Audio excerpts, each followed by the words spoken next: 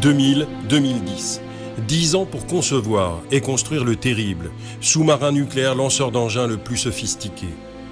Le Terrible, c'est une signature acoustique quasi indétectable, 1000 fois plus silencieuse que l'ancienne génération. Un acier soudable aux qualités aujourd'hui inégalées dans le monde.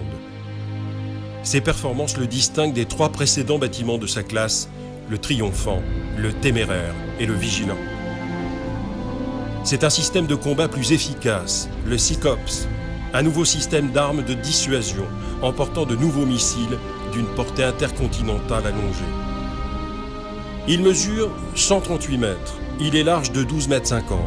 Il déplace 14 000 tonnes en plongée. DCNS, déjà maître d'œuvre de la conception et de la réalisation des SNLE précédents, a relevé ce nouveau défi il y a 10 ans déjà.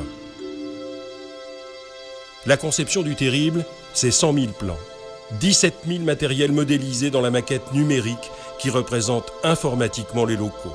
C'est aussi des centaines de réunions avec la DGA et la Marine pour spécifier, améliorer, adapter, vérifier, accepter les nouveaux systèmes et leur ergonomie.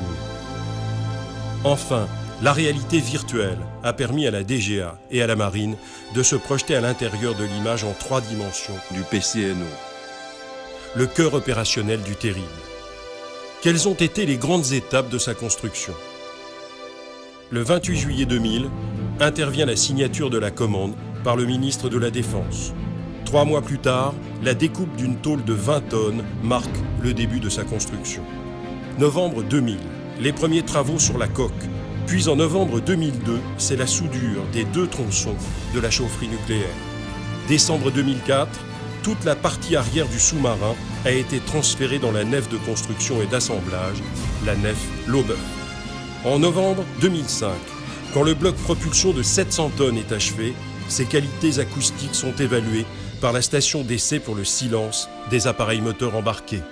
Le montage de la chaufferie nucléaire démarre en novembre 2005, avec le passage en phase propre. En juin 2006, embarquement de la verticale électrique. En décembre 2006, arrivée du groupe moteur qui sera intégré dans la coque du bâtiment en février 2007. 2006 encore, en mars, un portique géant soulève les 80 tonnes de la cuve du réacteur nucléaire. En juin, la soute à missile de presque 30 mètres est jonctionnée au reste du bateau. Présenté devant la coque le 18 septembre, le massif du sous-marin est posé le 4 décembre. En janvier 2007, le courant électrique est distribué à l'arrière du bateau. Avril 2007, on procède à la fermeture de l'avant et de l'arrière du sous-marin.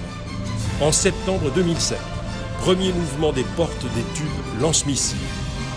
2008, année majeure.